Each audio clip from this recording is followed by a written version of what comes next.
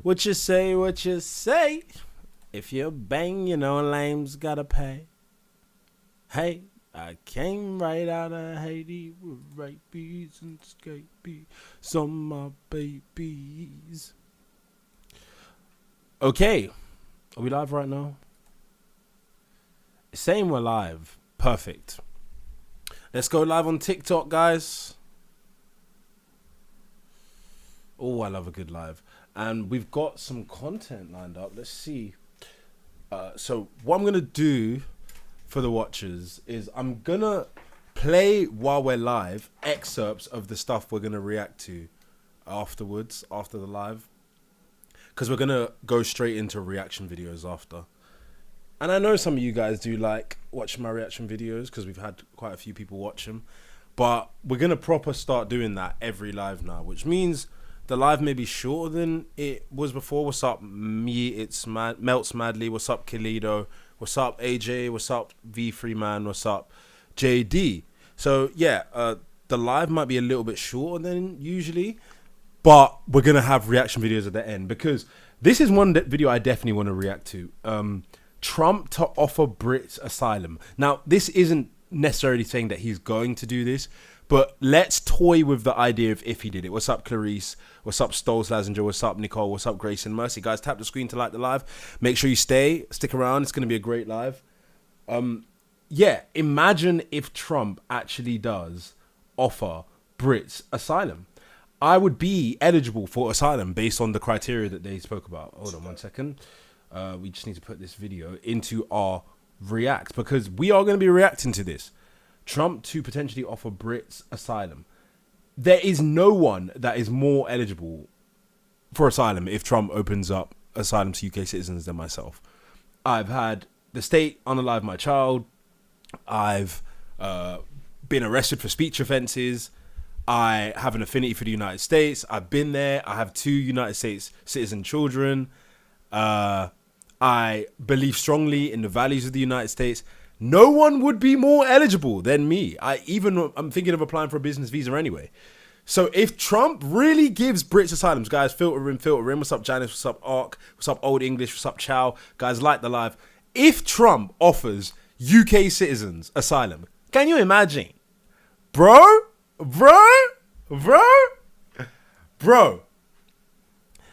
Child of Who says, are you a US citizen yet? No, but 2 of my kids are US citizens. 007 says, yes, it is, especially Florida. It's the boss. Bro, Florida.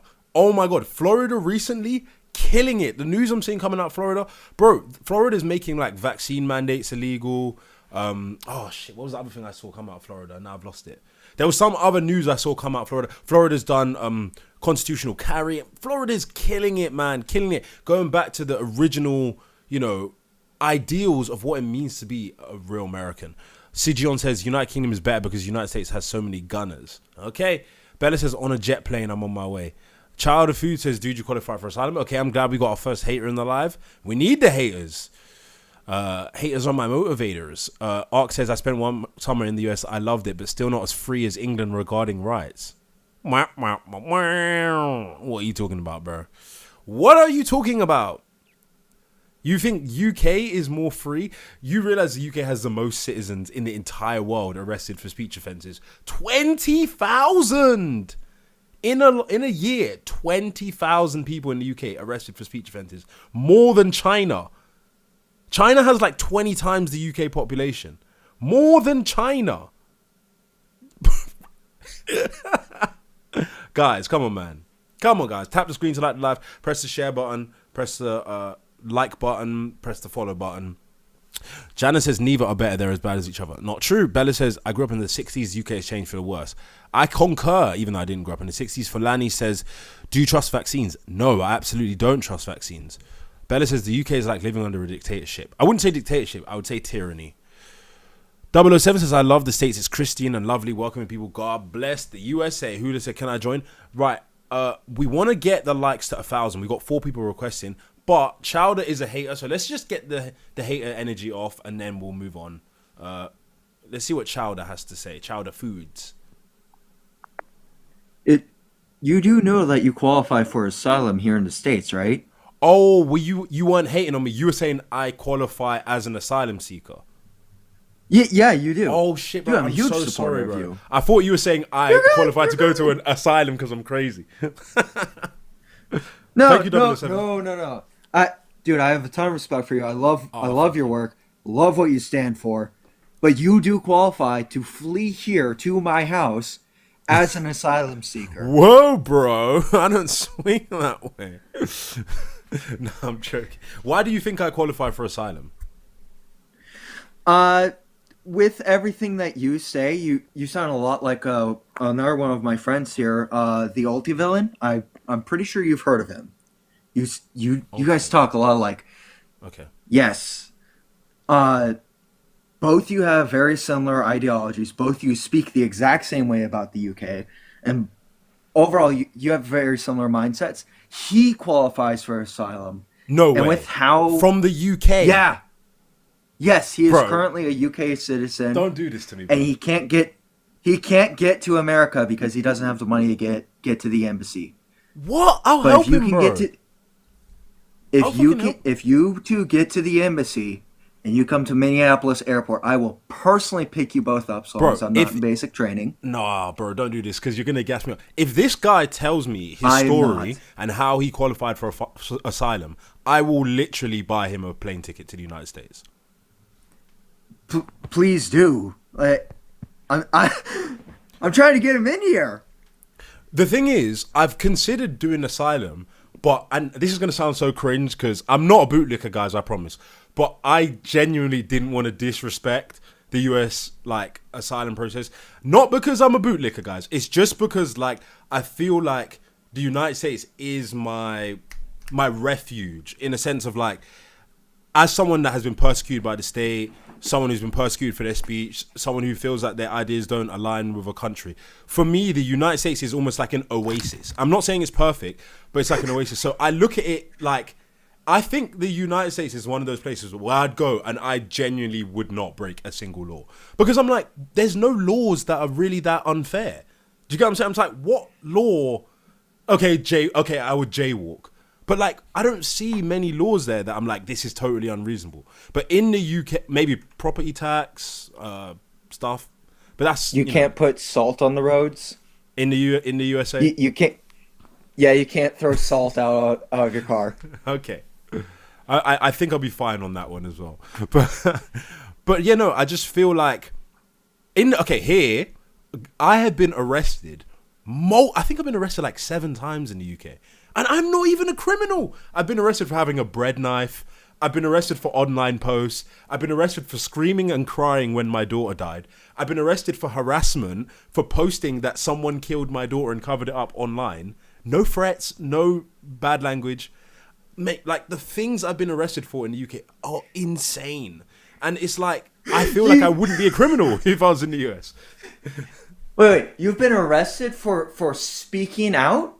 Yeah, I've been arrested for That is posting the online. textbook definition of asylum seeker, my friend. Yeah, I've been arrested for posting. I can tell you exactly what I posted in case anybody thinks, oh, I said some crazy thing. I wrote, X name is a criminal who is one of the people causing harm in the Nottingham maternity scandal. She makes false social services referrals against people. Be very wary of this person. I posted that once to one of her friends, once on the Facebook page of Nottingham City Hospital, and then they told me, the lawyers for the trust told me to take it down, but they deleted the posts, so they were already gone. And then that individual called the police on me, and I got arrested for harassment.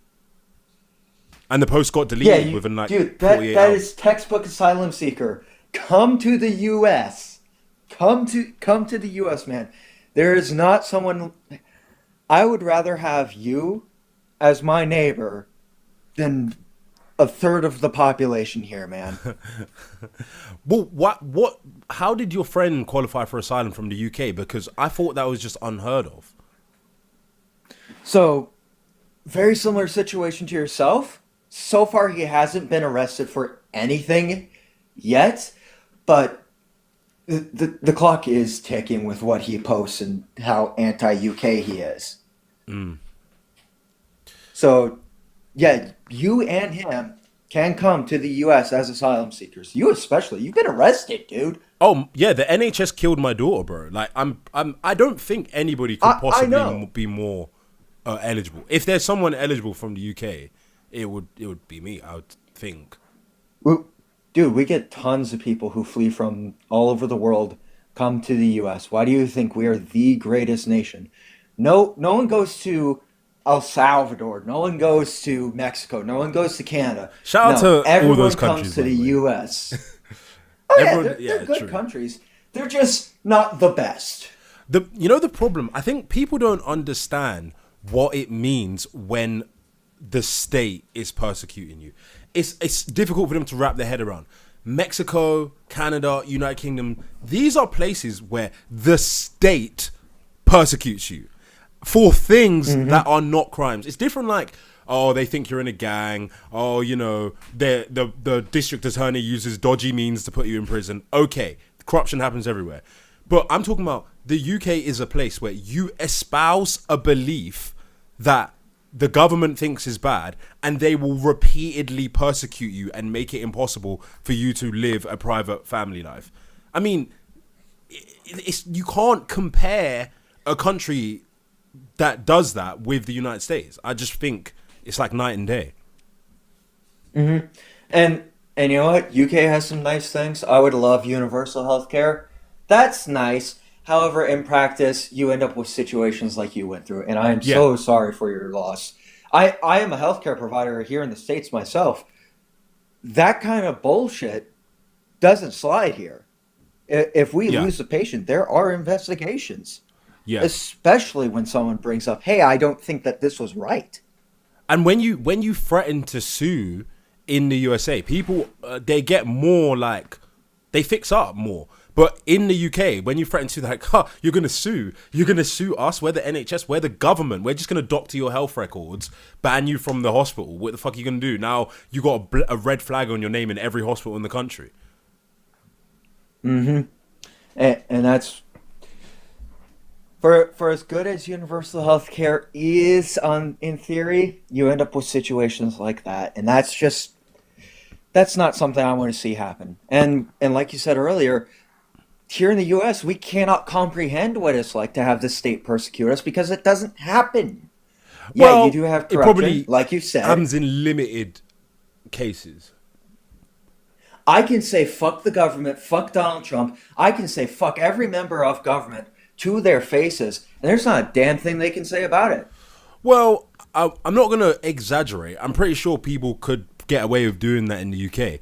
It's not really about the state, saying bad things about the state. It's more saying bad things about things like transgender ideology, homosexuality, immigration, the NHS.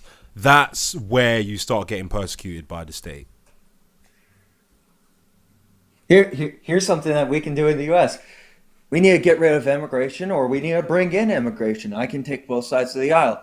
Hey, our politicians and what they're doing on transgenderism, what they're doing on homosexuality, I agree or disagree with it. But no matter what side of the aisle you're on, you can see and say whatever you want. You should check out Edge of the Matrix. There's this guy. I just watched a video of him today. He is standing outside with a sign. I'm not going to repeat what the sign says because of TikTok, but it says something about children who think they're born in the wrong body, right?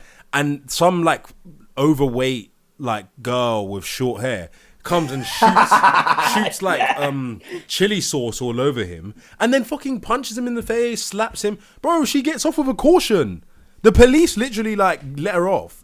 Because when you are a leftist in the UK, you get treated differently by the police because the UK police have been captured by radical left-wing ideology. And that rubs a lot of people the wrong way in America when I say that, especially like people that are left-leaning. But I don't think that left-leaning Americans understand that the UK is far more left-leaning than even Democrats are in the United States. Most Democrats believe in the Second Amendment. They believe in freedom of speech. Most No, Democrats, they no, they may don't. want expanded Medicare, they may want universal healthcare, but they aren't they don't think how people in the UK think. So it, not quite, dude. When we've dealt with this time and time again on the Democratic Party here in the States, multiple high-ranking officials have said, yeah, we need to limit free speech. As a matter of fact, Joseph Biden, our previous president, he was caught, and his administration was caught paying companies to limit freedom of speech. I On totally top of recognize that, that. every single Democrat, huh? No, I totally recognize that there are administrations that lean more in that direction. But I genuinely think if you polled all Democrats in America saying, should it be illegal to say the N word, most of them would say no. No, they say yes. You I think? live in a Democratic state. Yeah, I live in a Democrat state, dude. Well, it's debatable. And It's debatable. yeah, You true. might know better than me. Yeah, you know what? Yeah, and you know what? Maybe it's just the people I've interacted with. I can't make a generalization. I've just interacted with a lot of people, so I make my statements off of what I know and life experience. Yeah. And from what I know and from the people I've interacted with that are left leaning, they would love to limit freedom of speech. They would love to get rid of the Second Amendment. You look at California and Minnesota, my state Yep. actually, Minnesota. Our governor just tried to completely overthrow the Second Amendment. Okay, let me play devil's advocate for a sec. Because I kind of Sure. disagree. I think most I'm not for Democrats. I'm not for leftists. I think they're ridiculous. I think they're silly. But let's look at, let's say, the governor of Minnesota. What did he come out and say? He said that he wanted to ban AR-15s or something like that. No, Right? he wanted to ban what was it? He said like assault rifles. Bill. No, it wasn't. Those don't exist. No, I know, but he said that. I think he said. He Should wanted we to look get at rid what of he assault said? rifles, serialized handguns. Like he wanted to do a complete overhaul and just overthrow the Second Amendment. I can't remember the exact He wording. says I just remember it's like, assault weapons ban constitutional amendment. So Waltz he proposed a new option for addressing gun violence, a constitutional amendment to ban the sale and possession of assault rifles in the state. Okay, that is Minnesota is the most left-leaning state, if I'm not mistaken. second. Minnesota, Second. Minnesota, California's most. what is? California's most. Okay, Minnesota's second. But hear me out. California potentially is the most. Minnesota has voted blue longer than any other state in succession. It's the longest longest running Democrat state. You can look that up. So Minnesota. Yeah, Put it this way. no, that's true. Put it this way. It's one of the most left leaning states, right? That Oh, yeah. opinion is considered controversial in America, right? The people that would support that, I don't think that they would say yes to banning semi-automatic guns overall. They Pistols, did. basically. Yeah, he tried to get rid of, what was it, anything over 10 rounds, anything over, pretty much limit anything over, I want to say like 223 caliber. But you would still have pistols, right? Even with that radical Highly, ban. with the breach break and all that bullshit. Yeah. So in the UK, even the idea of having a gun for self-defense, 95% of the population think that that is completely insane. You understand what I'm saying? So I think there's a big gulf, there's a big difference between even left-wing Americans and UK, the average UK citizen. I get UK citizens come up here every single day and I say, do you think it should be illegal to be racist? And they say, yeah. I say, you think someone should be arrested for saying the N-word? They say, yeah. This is, you guys can see it if you watch my YouTube. You can check out old interviews, old discussions we've had at State of Deception. But I mean, what do you think about that, Chow? Yeah, people would totally be in support of that. What, they would go against the First Amendment? I don't know, man. I think you'd be surprised. Yes.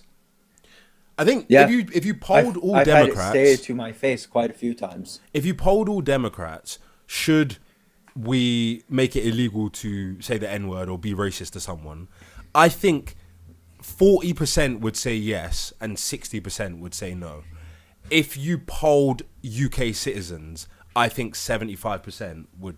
I mean, it's already illegal in the UK, but I think 75% would be in favor of it's illegal for you to go up to someone and say something racist. Just my opinion. The problem is, it, and you know what? Yeah, different life experiences, different cultures. Like even when it comes to circling back a little bit, when it comes to firearms and using a firearm as a form of self-defense, what's your average police response time in the UK? A couple of minutes? I'm not sure, you know.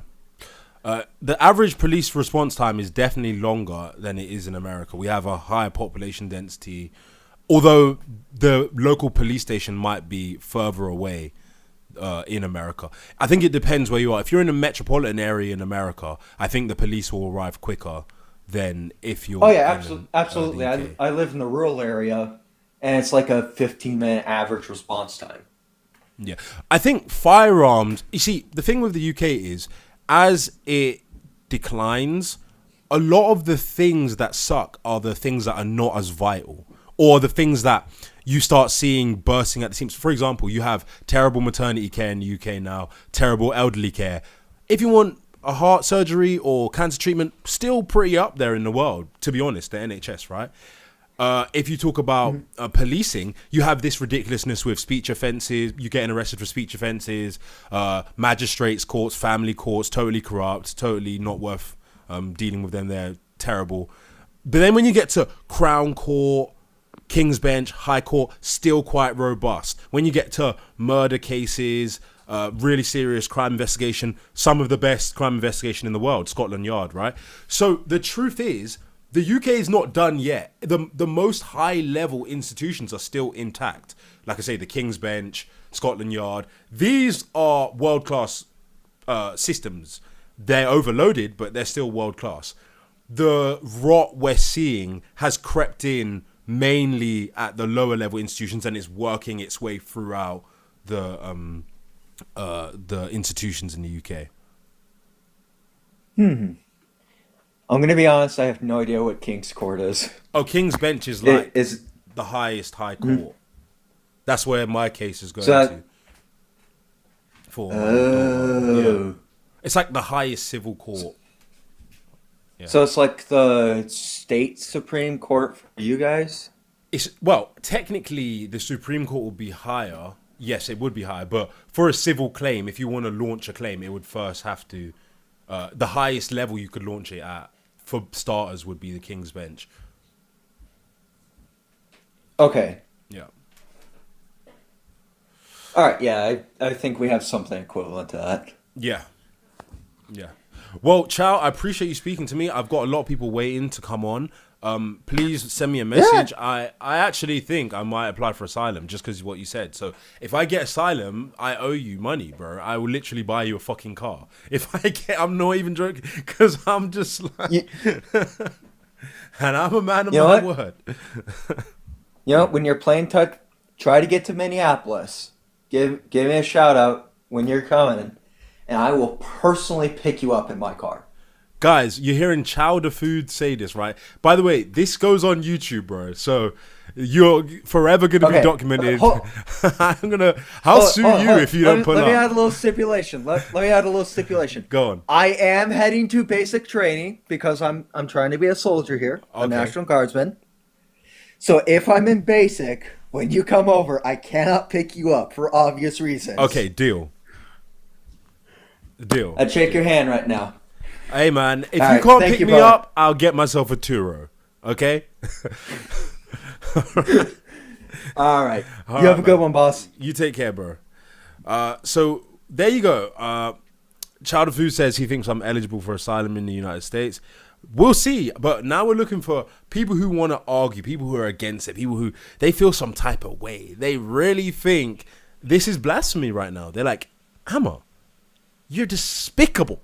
What's up? The life of Emily of the life of. Sorry, I don't know how to say your name. That's all right. I'm actually Kira's fiance, but she's put me on the spot here. Okay. To argue the case. But what's your name? Sorry. My name's Amma. Amma, nice to meet you. Nice to meet you. I'm Ryan. Okay. Right then. So, who's going first? Well, the prompt says, and this is for the YouTube viewers as well. The prompt says, the USA is better than the UK, and it's not close, but let's debate. Okay. Sure. Do you want me to put some stuff out there? Please. All right. So I think it's hard to quantify when you can say better, but so I think to start, it's much closer than you might think.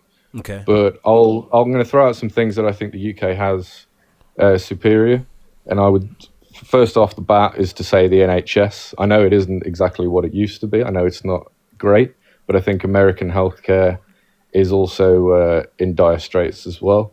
I think violent crime in the US is much higher, mainly due to gun laws, and I would also say I see a lot of reporting, also sort of linked to the healthcare in America, but there's obviously the opioid epidemic. Yeah.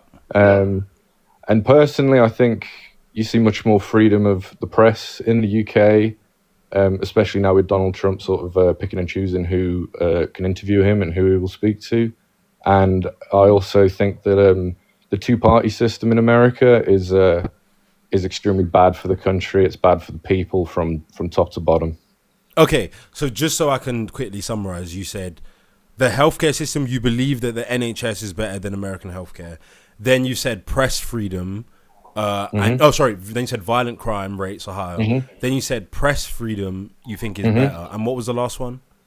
There's like the two-party political system in America. System. Okay. I also had the I think there's I don't actually know. I'd like to hear from some commenters or maybe people who from America who know more. But about the opioid epidemic, I see a lot of that. You see a lot of clips of these people. I've had a friend who lived in, I think he was in San Fran or LA for a few years. And he said, just, homeless drug addicts on the street. And there's just parts of town that you don't go to. Okay. Okay.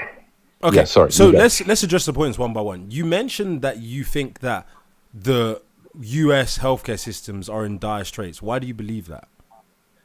I think people are at the mercy of the healthcare providers. So, correct me if I'm wrong, but you'll pay for healthcare insurance. You get sick, you file a claim, and then they assess your situation and determine basically whether you're valid to receive healthcare. So, even if you go in a car crash and you go to, the ambulance picks you up, they take you there, they treat you, you then get slapped with a fat bill. And then you've got to file your claim. Whether or not you actually have to pay that bill, by then you're already you're already stuck. Do you know what I mean? What do you mean by stuck? So you're at the mercy of the people deciding whether or not your insurance will actually pay the bill in full, or they might not pay it in full, and then you're left to actually pay for your healthcare. How are you at their mercy if you signed up to the terms of your insurance agreement? Well, compare that to the UK, for example.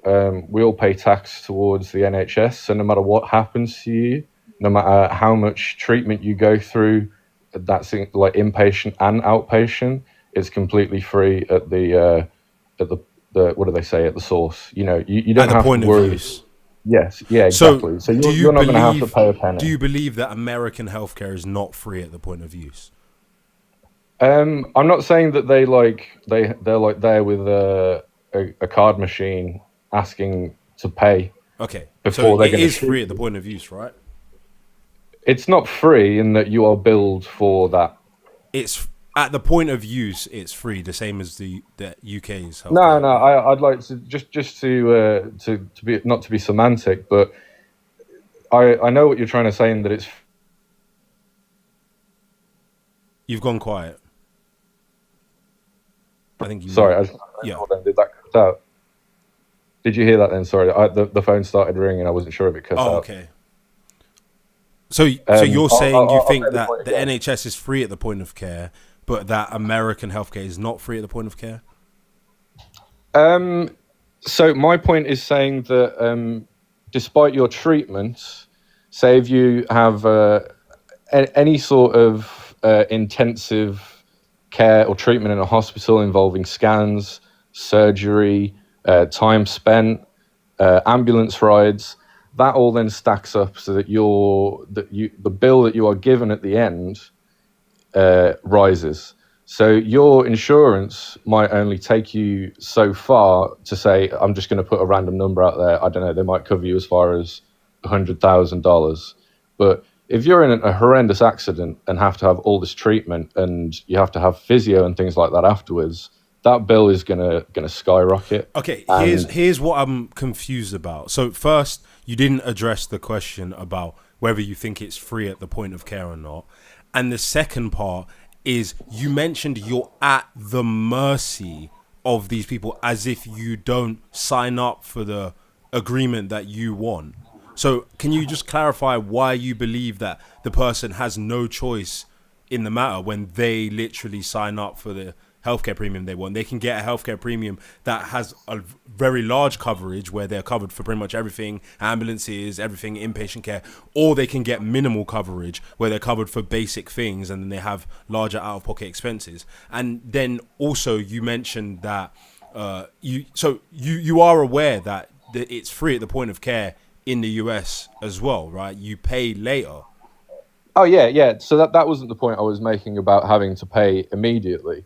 But let's say we're talking about somebody who does not have a very high income, and therefore they don't have the choice, as you said, to pick and choose which insurance they can afford. Right. So they have to then settle for a lower level of care, You mean which then means that they're it's not a lower level of care, it's that they a may lower level of coverage. I think. Well, Coverage, again, yeah. if we just look at the perspective of the question that's being asked about better than the other, I think it's undeniable that the NHS is a better system than the American healthcare. You think it's undeniable because you've been propagandized to believe that, because most of the things not you've said, propaganda, it's most what of the I've things you've said experienced are through my not. life. Most of the things that you've said are not actually true to reality. They lack vital context. For example, people. Not true at all. Let me context speak. is my experience. Sorry. But you. That's what I'm saying. That I think your experience is limited because every hospital is required by law to provide for people that are low income or experience financial hardship ways to alleviate the bills. You can actually negotiate healthcare bills in the USA up to 100% off. That's free healthcare. You can negotiate them up to 100% off. In addition, 30% of the population is on Medicaid, which is their form of socialized healthcare. And Medicaid covers more than what the NHS covers. So 30% of the people have socialized healthcare that's better than the NHS. Then you come to the people who have private insurance premiums, and those private insurance premiums, they are paying roughly, if you actually, obviously, most people have employer subsidized insurance. So it wouldn't make sense to take extreme cases in the UK and extreme cases in the USA. If we look at the average amount that a US citizen is paying compared to the salary that they receive, UK and US citizens are paying roughly the same percentage of their salary towards healthcare for people that have health insurance premiums. The average US citizen is probably paying like $7,500. I do think that you might be incorrect there. So obviously, everyone in Britain is covered under the NHS. That's including people who don't work, who don't contribute. Yeah. People who earn more will contribute more, which helps to balance that. So you could say that 30% of people are covered on Medicaid, but 100% are covered in the UK. Yes, but I was talking about the cost. So what do you think how much do you think the average UK citizen pays towards the NHS per year? Per year? Yeah. I wouldn't know.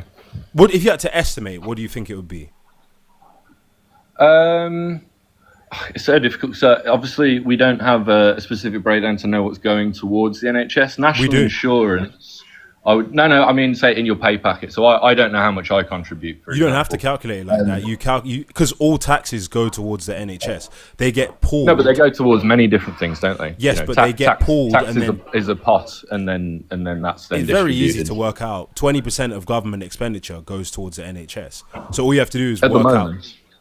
Right, so all you have to do is work out how much the government spent, okay, so how much they took in from taxes, and then do 1/5 of that and divide it by the population. Well, I ain't got the quick maths. Okay, what do you think? I would say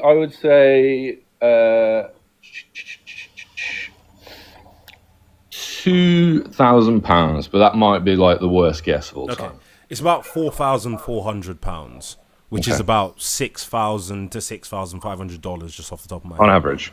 Right, and the average American is paying maybe 7,500 to 8,000, something like that. Yeah. So And it's important Maybe to more, note maybe that 8,500. the coverage on the NHS is universal, citizen per citizen, but the coverage in the American healthcare system is not equal citizen by Okay, citizen. but hear me out. What I'm trying to explain to you is that when you take the average citizen, the average UK citizen is paying roughly the same percentage of their salary towards healthcare as the average American. 30% are getting would government argue to subsidized say healthcare. that the representation of everyone being covered equally is a better system than depending on how much you're paying personally. Well, the problem is you can say everyone's covered, but the UK has the longest waiting list in the entire world. So you can be covered. I don't know about the entire world. And I would what agree country that, has more than 7.7 million people awaiting healthcare? I would argue that probably some third world countries would have worse systems, You think if any. well, what third world country with more than 70 million people has a socialized healthcare system with people on a waiting list? Can you name one? Well, no, but that's the beauty of it. It is the socialized healthcare system. Okay, but there's 7.7 million people awaiting healthcare, Yeah, which but is 10% of the population. I'm not, and I said this at the very start. I know that it isn't in a good position right now. So why but do you think it's better me than personally, the US? I just think that having that access and knowing that come what may, no matter what happens to you, you will get the treatment you need. There won't be any discussion about can you afford this, what can you have, what can't you have. You will get the best possible treatment. Don't you see how you've they offer. contradicted yourself?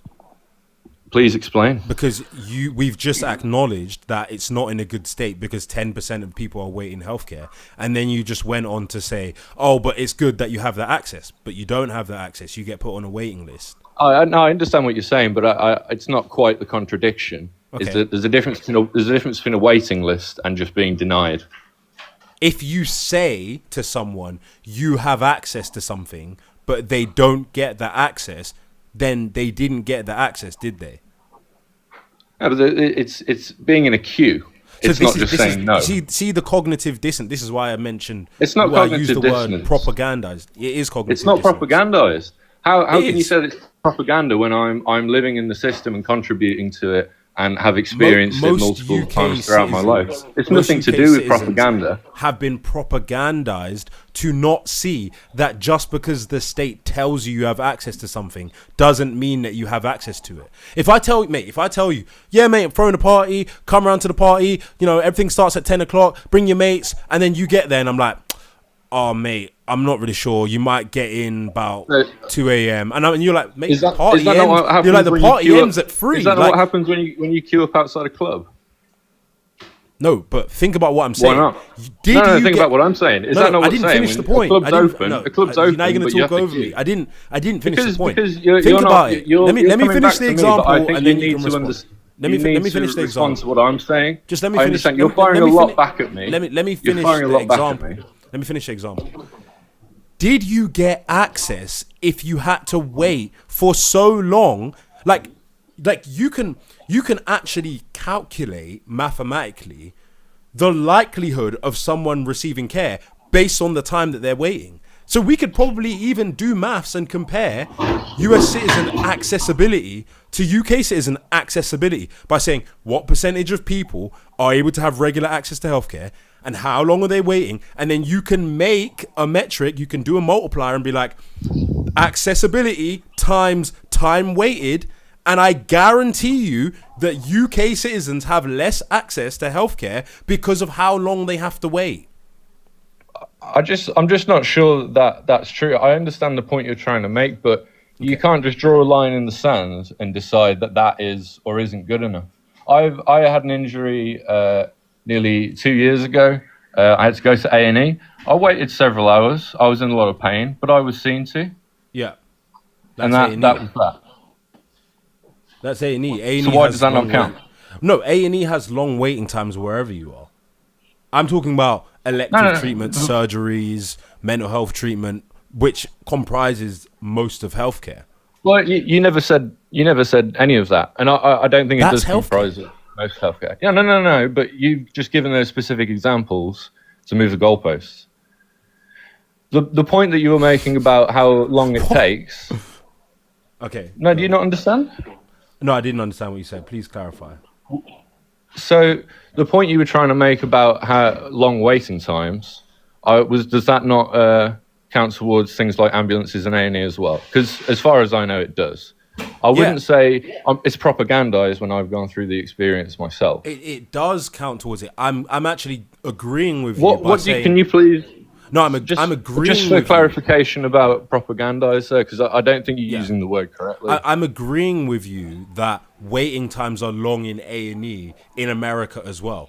My point is that the general healthcare system comprises the majority of the type of healthcare people are waiting for. So I'm saying even if you put A&E waiting times to the side, for everything else, people are waiting way longer in the UK. Now, just to, on the point. And is that how have you got that information? Is that not propaganda that you've received yourself? No, because I'm getting the information from the source. Are you sure? Yes. Can you so compare that then to the American system? So I've given my debate as to why I think it's better. I need to hear your side of things. Then. Okay, right. So the American system, in healthcare wise, they have more diagnostic scanning. The waiting times are shorter. The quality of healthcare is better. So they have better staff to patient ratios. They have the best hospitals in the world. They have the best doctors in the world. They have the best medical technology in the world. They have the best medical research in the world. In fact, the United States subsidizes the UK's healthcare system. And I actually did the maths on this the other day. And I think it was to the tune of 20 billion pounds. And I can actually do the maths in front of everyone if you guys want to see that. The US subsidizes and the just UK to add a healthcare point, system to the tune of approximately 20 billion pounds. Just to add a point, all of these resources, are they free and available to everybody? Oh no, it's more. Sorry, it was roughly 75 to 80 billion. Go on, sorry. So these fantastic resources that America has, are they free and available to all citizens? 92% of people are covered by health insurance, some form of health insurance. No, but you were talking about the best equipment, the best of everything. Yes. Even do you Medicaid, mean that 92%? Even Medicaid is better than the NHS. They do more diagnostic scans. They're more robust. They have better medical equipment, better medical technology. Isn't Medicaid being cut right now by Donald Trump?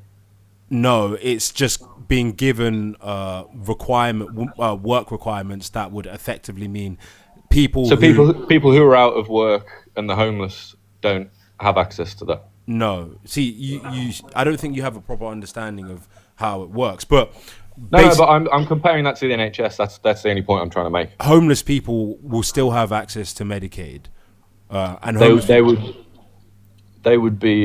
would need to have.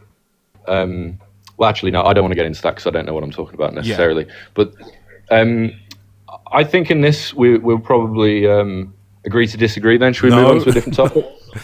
I said many things to start with. Well, I said many things, so let's move on to a new topic. No, but what is your response to all of those things that are better about US healthcare? The US is responsible for 40% of medical research in the world. I don't. It might be what they offer, but what I'm saying is that comes at a cost. So people may be paying more in their insurance premiums. They may be paying their insurance premiums and whatever isn't covered. So I would argue that the fact that there is a monetary requirement makes it a less accessible system for everybody compared to. Do you mean like the monetary requirement in the UK that the government literally forces you to pay taxes towards the NHS? Yeah, but it's not as much, and that's the whole point It's of having roughly a the same socialised percentage system. of the average person's salary. It's No, about but 10%. it's weighted. It's weighted. Yeah, it's weighted in the UK and in the USA. But as you were saying earlier, it's the choice of the citizen in America, which may not be a choice for everybody. For example, people who may not be able to afford the best coverage. So you agree that people have more healthcare choice in the United States? I don't deny that you were saying about they have the best resources. That I can't argue with you on that. So then how But- is the NHS better then? Because so you might be taking a single case. So one person who's got the full coverage, the best coverage. You're right. That one person will have better healthcare in America. I'm not debating you on that. Okay. But what I'm saying is, as a whole, the entire population of the UK have the benefit of the NHS. Warts and all, it's not a perfect system. It's definitely not doing very well post-COVID. But you can take a single case in the US, but I think, and it might just be a hunch. I don't really know how you quantify it because it's such a vast country. But I think in the US, not everybody would be able to have the benefit of all those great resources. Well, they do. That's the thing. Can I ask you a question? Do you have any student loan debt? Do you have any student loan debt? No. You didn't go to university, No, just sixth form. so you don't have any debt at all. Well, not. I have a mortgage. Okay. How does that affect your day-to-day life? Sorry, are we changing topics? No. I'm going to come around to a point. How does your mortgage affect your day-to-day life? In terms of what, like You probably affordability? pay like £400 a month or something like that, right?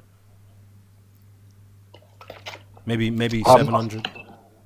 I pay as much as I pay, but I'm not really sure what point you're trying to make. How does that affect your day-to-day life? Like, does that put you in hardship? Does it make your life terrible? The fact that you have a monthly payment coming out, is that really bad for you, considering you got a house and in exchange you have to make monthly payments towards something? Is that put you in a dire situation? Well, no, because it was an agreement I made. Right. So it's kind of like how when you need healthcare, you get the healthcare, they give you a bill, you spread the bill out, and then you just have a monthly payment coming out your account. That doesn't affect your life in virtually any way. That's medical. So imagine if I say, okay, so I understand. So let's say everything's fine now monetarily, and then there's a medical incident of a severe medical incident that's going to require a lot of this coverage. So then I end up having this extra monthly bill that you state about spreading it out. That is going to increase the hardship that you're talking about. Yes, That's but going to you make things negotiate more difficult. You negotiate your own bill with the healthcare provider. No, but imagine I have imagine there's a situation where there is no instance where any extra monthly bill isn't going to make it more difficult, or no matter what the offer that's given to me across the table, I don't have any negotiating power. I need the coverage, so I have to take the deal that's offered to me. You do have negotiating power. So what negotiating power would I have? They are legally required to provide avenues for people who are experiencing financial hardship, and again, you can negotiate the bill all the way down to zero. I don't think you could negotiate it to zero.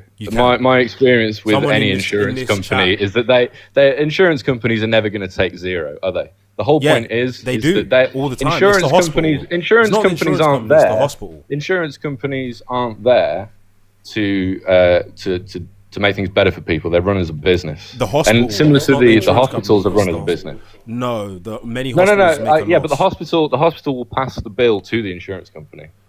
No, you can negotiate the bill insurance. with the hospital yourself. Potentially, but depending on, I mean, again, we're talking about hypotheticals here, so neither of us have got any. I'm talking about literal things that. We're not talking about a specific case, are we?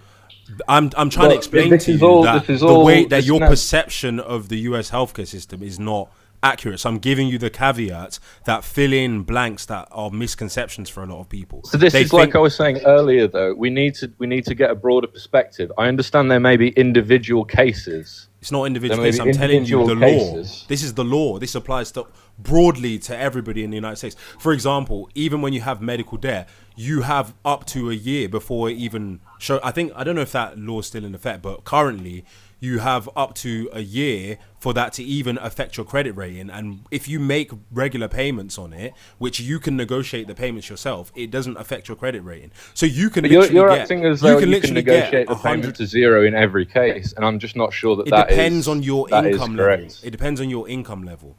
Well, The payment exactly. you make. This Exactly. part of the point I'm trying to make is that in each and every individual case, it all depends on the money and the The payment situation. you make- There is no conversation that happens with the NHS. Exactly. I know that you were saying, in your words, there's no choice and they take your money from you as tax. Yeah. But I happily pay that money Okay. to know that I am safe and secure. Okay.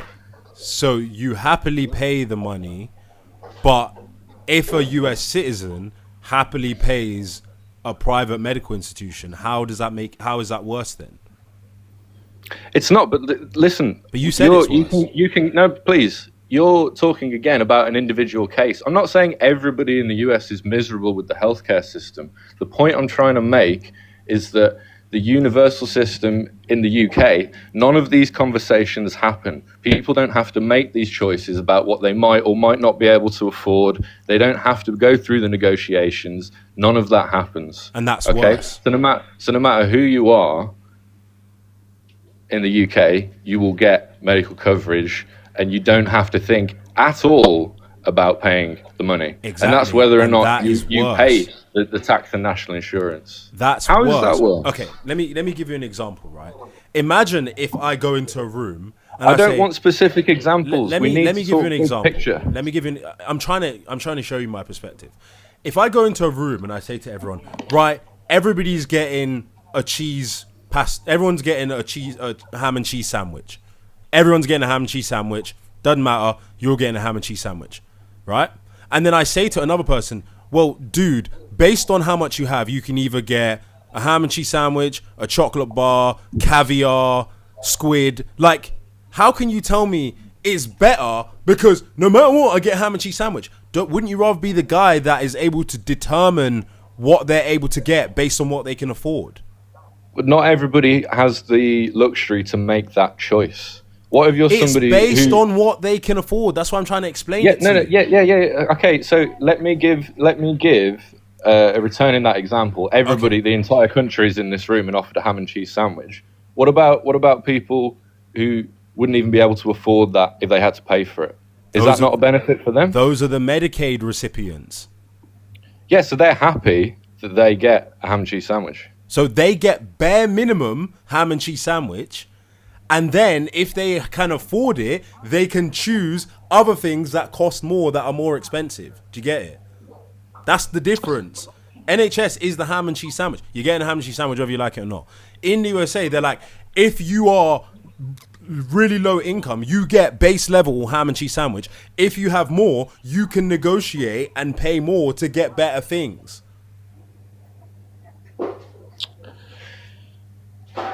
I'm just not sure that... I mean, again, you may have won me over here, but I didn't believe that Medicaid has the level of coverage that the NHS does. We can look it up. So, I've already looked up before, but let's see if we can just get like a general summary. Is there not? And this might just be again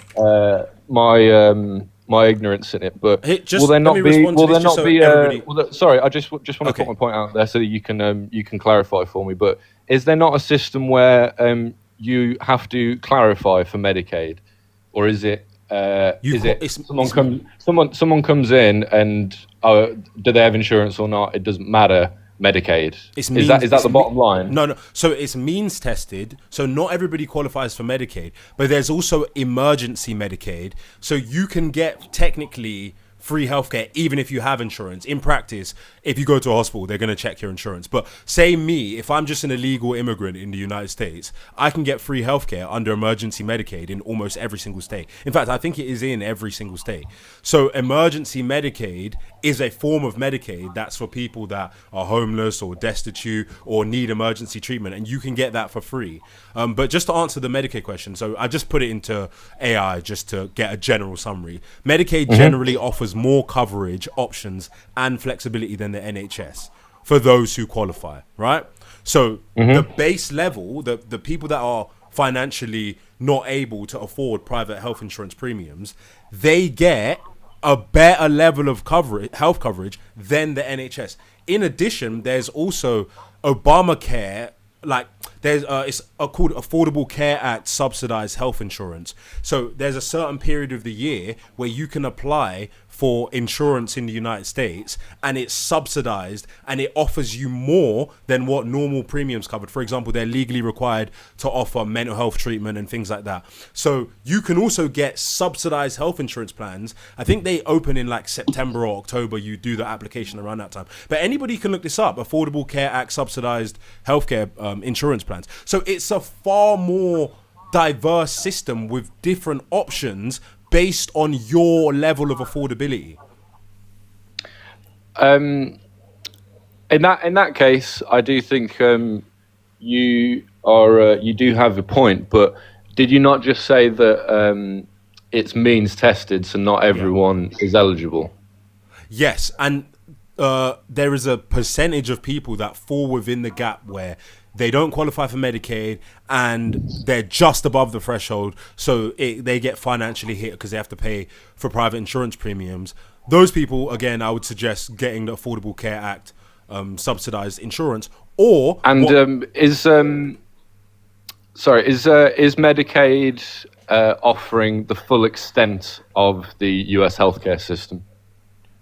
Well, I think they would probably cover less than like the best health insurance premium, but they cover more than the NHS. A lot of people don't realize that the NHS can actually refuse you treatment. Like for example, when my daughter was killed by the NHS, there's something called ECMO that they can offer, and they will actually do a cost benefit analysis that's based on money, the likelihood of saving somebody. They do an analysis and they'll say, we're not going to offer you this treatment on the NHS. A lot of people don't realize that. A lot of people don't realize that there are patients who they turn off their life support who could have been saved in America or could have been saved in other countries, because they basically do an NHS cost benefit analysis and say it's not worth the money to provide them this state of the art treatment that possibly could save their life. And sometimes it goes to court.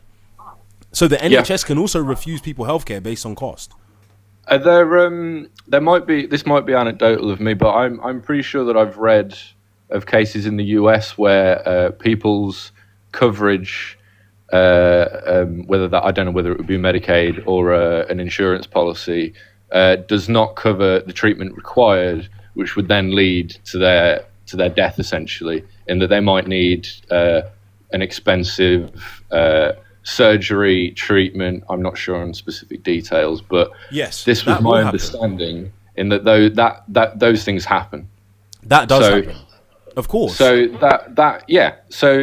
I think the bottom line, without us going around in circles, is that my belief of the universal socialized system of the NHS is better than having a tiered system in America, which caters towards people who can afford it the most, rather than necessarily people who may just people. I think that's sort of my view, is the utilitarianism side of it, in that it is best for everybody to offer them healthcare, rather than asking questions about, who are you, how much do you earn, what's your status, essentially. But in the UK, you can still pay for private healthcare and get a better quality of care. Yeah, I have that with my workplace. Yeah.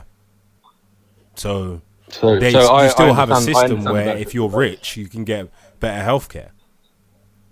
But I get what you're saying. You're saying everyone should have access generally to. I get what you're saying. Yeah, I think that's probably where we could draw the line there. I don't know whether you have any other points that you wanted to make or move on to another topic. We can move on. So you then mentioned the violent crime rate. Violent crime is objectively higher in the United States, pretty much anywhere you slice it or dice it. The only metric the main metric of relevance that the USA beats the UK on is crime density. And the reality is that the crime in the USA is heavily skewed. It's highly concentrated in certain regions. Same as in the UK. Crime in the USA is heavily concentrated. Same as in the UK. Crime is typically concentrated to cities. Now, the USA has extremely high crime cities that are like some of the most dangerous places in the world, and they skew the general crime statistic. And another thing is that per capita crime rates don't address the fact that the same individuals, wink wink, could just be shooting at each other and then raise the overall crime rate. The reality is that 80% of the United States has a violent crime rate that's similar to the UK. And that's 80%. So if you looked at the USA on a map and then you did a region of 80% of it, that 80% has homicide and violent crime rates similar to the UK. And then about 20% of it has like violent crime rates through the roof, which of course still means that violent crime is higher in the USA, but there is vast swaths of land in the USA that's just as safer than the UK, whatever. So for me, because of the difference in size of the countries, I don't think violent crime is as much of an issue because you just don't live in the violent places and then you're pretty much just as safe as you'd be in the UK. Yeah, I suppose I understand. I hear what you're saying. I think for me, a lot of the emphasis perhaps would be on like potential for violent crime. If more people are carrying guns and weapons, the potential to erupt into shootings goes up. Now, this could just be like a case of road rage, or you're working in a corner shop and someone comes and sticks up the shop. Whereas in the UK, with our gun control and gun laws, I don't think the elevation of violent crime is has that same potential. You know, somebody can't just get up and decide that they're going to go and shoot up a school in the UK. They can't get up, go and buy a gun at Walmart, go and buy ammo at Walmart, drive down to a school and shoot it up for whatever reason. And that, again, we can talk about specific cases, but unfortunately, you know, school shootings are actually somewhat common, which I just think is a tragedy. But they could just get a car and drive into a crowd, right? Let me pause myself for a bit. I'm gonna put you. In England. I'm gonna put you on mute a sec. I want to bring in Gen X, Patriot, and Jason because I think you guys are on opposing sides. So if maybe Jason, if you wanted to say your points first, and then Gen X, you can respond to anything I've said and anything you've heard so far as well. Yes, thank you. First of all, people keep talking, many times I hear people refer to the UK as opposed to England. But that's kind of interesting because England, despite being technically the most advanced part of the UK, also has the highest crime rate per 1,000 people. Violent crime overall in the US is 16.5 per 1,000 people. And violent crime in the UK is 12 per 1,000. And that sounds great, but in England, it's 28. 28 per 1,000. It's significantly higher Wait, than this the is violent crazy. crime rate in the US. So let me get this straight. Your point is that because of Northern Ireland, Wales, and Scotland, the crime rate in the UK is much lower than it otherwise would have been. And you're saying England has a higher crime rate than the United States. Is that what you're saying? Yes, I'm saying England has a higher crime rate. And the point I'm making, when you talk about some parts of the United States, as to your point, being very much safer than other places, right? Some places where the crime rate is much higher. Well, in the UK, England, according to statistics put out by the English government and the U.S. FBI, the crime rate in the violent crime rate. I didn't look up overall crime rate. It specified violent crimes. The violent crime rate per 1,000 people is more than a third higher in England. Well, do you So know? the argument about now there's no guns in England, right? For the most part on the streets. So in spite of that, there are still a lot more per 1,000 people violent crimes in I England do I than do there have are. to address this, to be honest, in the debate. The crimes in England are categorized differently to the crimes in the UK. So they will consider it to be violent crime if I go up to someone and shout in their face. If they consider that to be an assault, that will get characterized under violent crime in the UK. Wow. In the USA, violent crime is typically considered to be, aggravated bodily harm, grievous bodily harm, like something that actually causes physical harm to somebody. So I think they characterize it different. I think I'm confident in my position that the violent crime rate is higher in the United States. Now, That's also, when you mentioned doing it just by England, I think that's a little unfair because England is even a subsection of the whole of the UK. You could take somewhere in the United States, do a subsection of it, and then compare that. Realistically, it would only be fair to compare the entire jurisdiction of the United Kingdom to the entire jurisdiction of the United States. But I get what you're saying because barely anyone lives in Wales and stuff like that. But so you're saying that shouting counts as a violent crime? I'm not necessarily saying shouting does. I'm saying that the way that they characterize crime is more it's more broad than how they characterize violent crime in the USA. Like I wouldn't say it's just shouting, but like, if you pull someone's arm or something in the UK and say, hey, come here, you can get charged in offense, but that wouldn't be considered violent crime in the USA. Actually, it would be misdemeanor if it were if the police chose. Police have a lot of discretion in the U.S. Most sheriff's departments and city police officers, etc., have a lot of discretion as to whether or not they want someone to be charged with a felony versus a misdemeanor. I think we have our officers and sheriffs here have more discretion than the UK does. And I only think this because um, I've seen people, US and UK officials sometimes train together.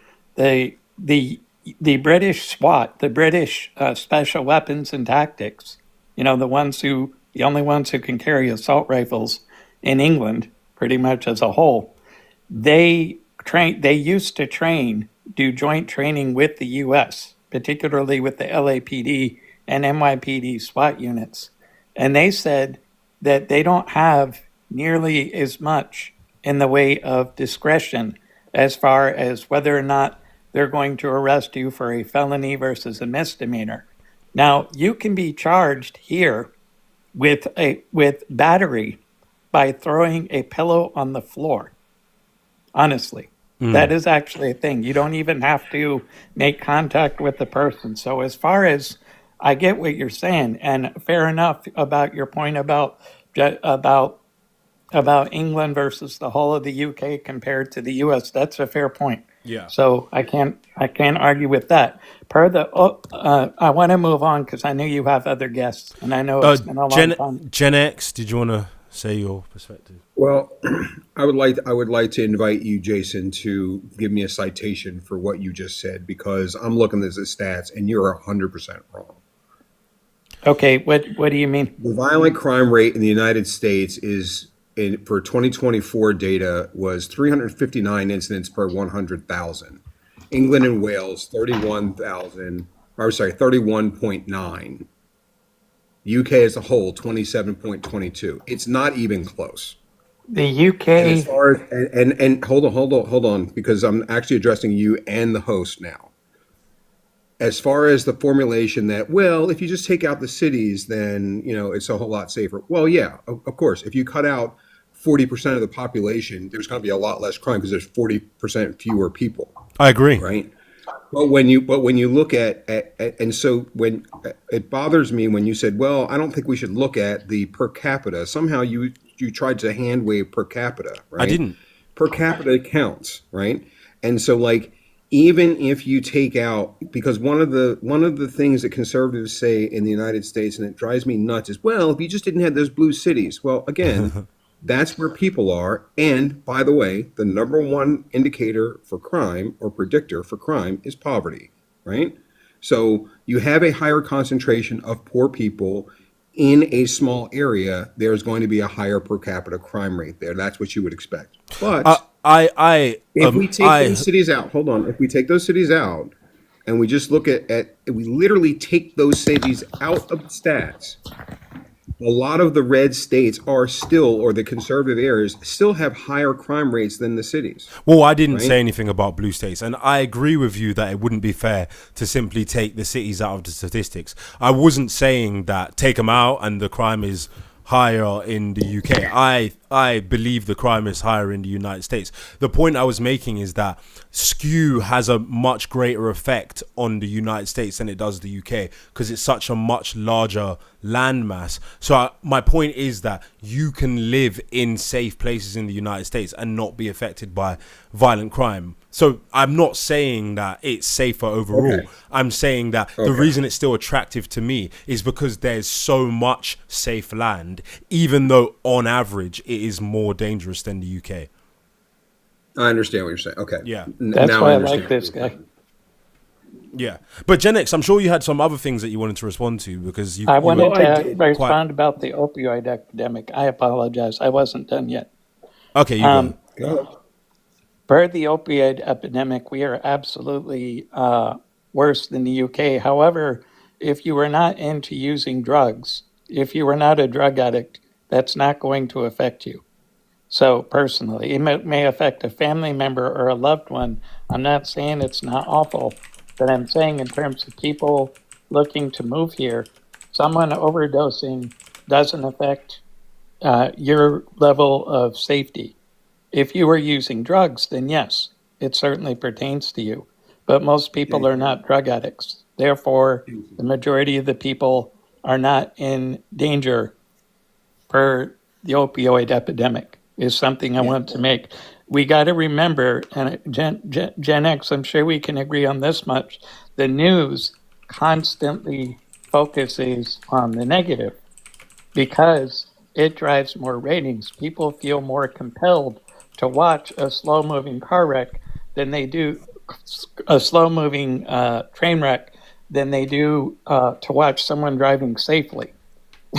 For example, that's a silly comparison, but I think you get my point. So that's not really an argument, and I take a lot of issue with your idea that, well, if you just don't use drugs, it doesn't affect you. That's not true, right? I mean, you even mentioned it might be a family member, but that has nothing to do with you. If you have a family member who's a drug addict, who's a serious drug addict, it affects you. Absolutely. And I'm saying that's awful, but people immigrating here don't have to worry about it if they're not drug addicts because they're not part of that. Do you not realize that drug addiction also drives crime? That's true. Okay, you're talking drug addiction, and drug addiction does drive crime, yes. However, the opioid epidemic is only being focused on per the amount of overdose deaths. It's not being focused on because of fentanyl. True. More people are dying for overdoses now than were dying in previous years because of fentanyl. Listen, you can ramble as much as you want to. As reasonably as I can, what you just said is just not true. I think Like what we're looking fentanyl- for, guys, is the statistic of drug use rates UK versus USA, right? Something No, like I that. was referring that sort of links back to specifically my to original overdose point, yes. deaths.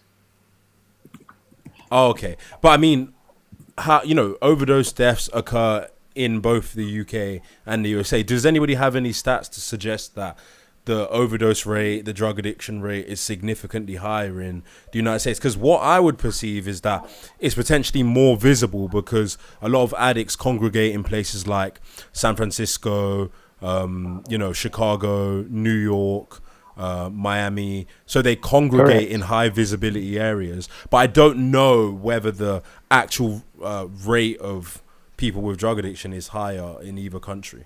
And I think Can that would be the I stat also would be. raise a point as someone from the UK, from the outside looking in?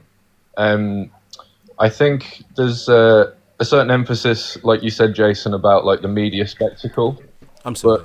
but there doesn't seem to be very much happening in terms of people wanting to solve this problem.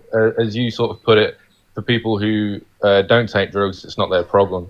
But I just think it's a shame, really, that we're not out there trying to help these people, trying to find ways to take the drugs off the street, to try and help and rehabilitate the people. I would personally say that most drug addicts didn't get up one day and just decide that they wanted to become a drug addict. A lot of it Actually, can happen through a bad lot of them times. did.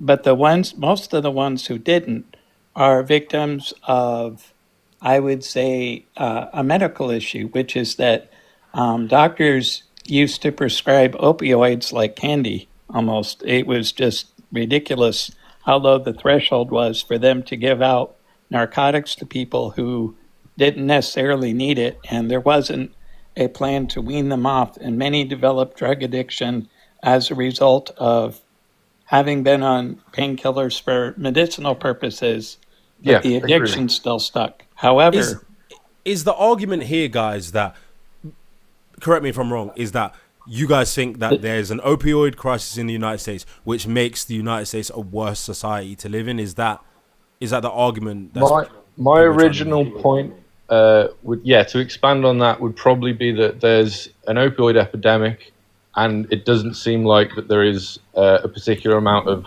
responsibility and perhaps you were talking about empathy that a and lot compassion. earlier.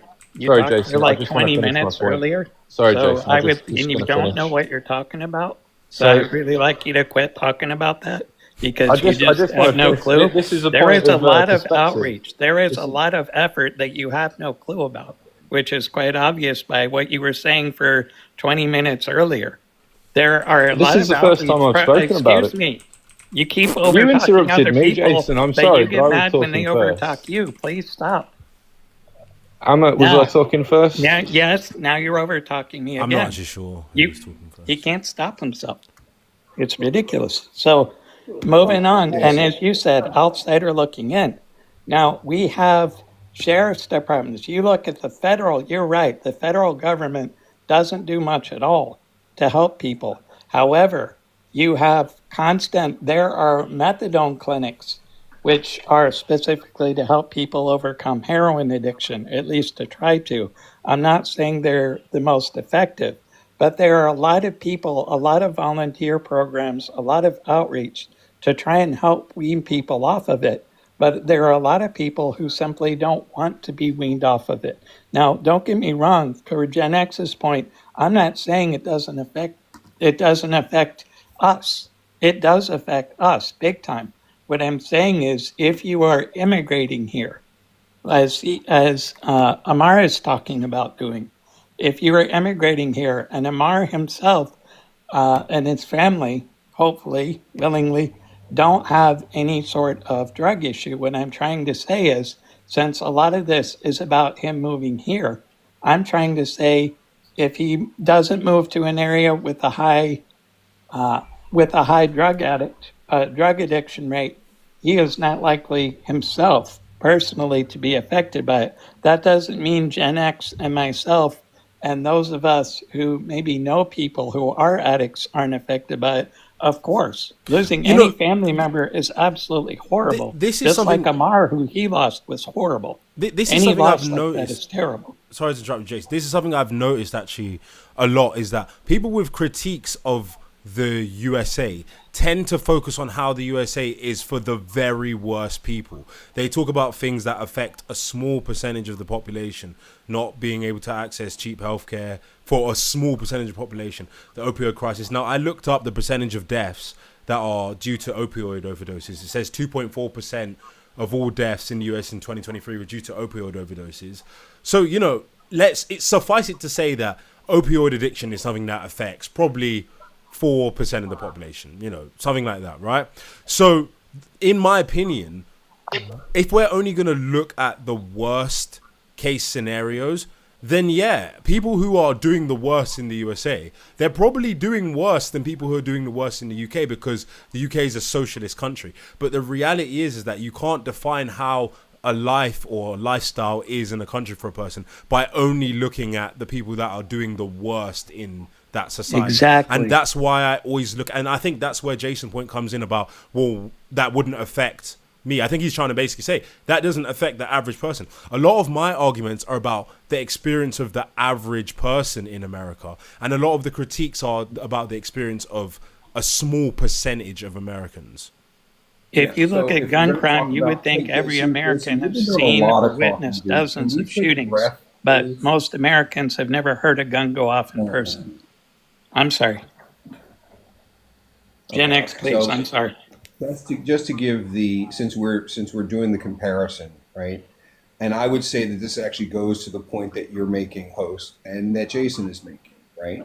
So according to World Population Review, the rate for the US is over 6%, and the rate for the UK is about 5%, a bunch of other countries. Is that for They're drug both- addiction? That's for drug addiction Okay. generally. All right. Okay.